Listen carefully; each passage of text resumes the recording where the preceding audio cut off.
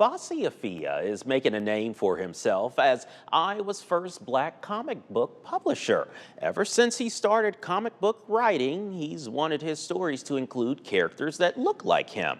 As Black History Month comes to a close, reporter Alex Fulton shares how he's changing the comic book landscape.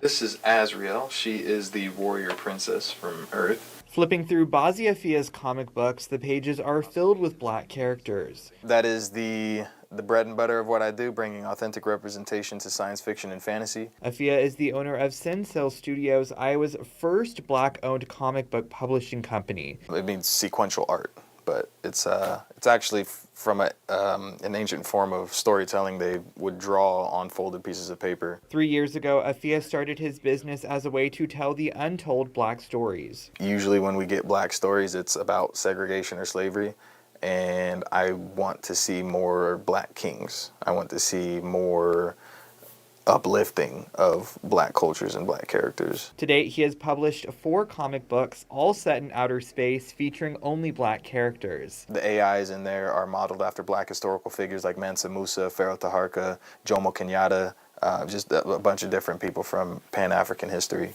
Afia also uses his identity as a veteran as inspiration for characters. Realizing that the veteran voice is a minority as well. And they deserve to be heard as well. So in one of my books, I also incorporated that in there.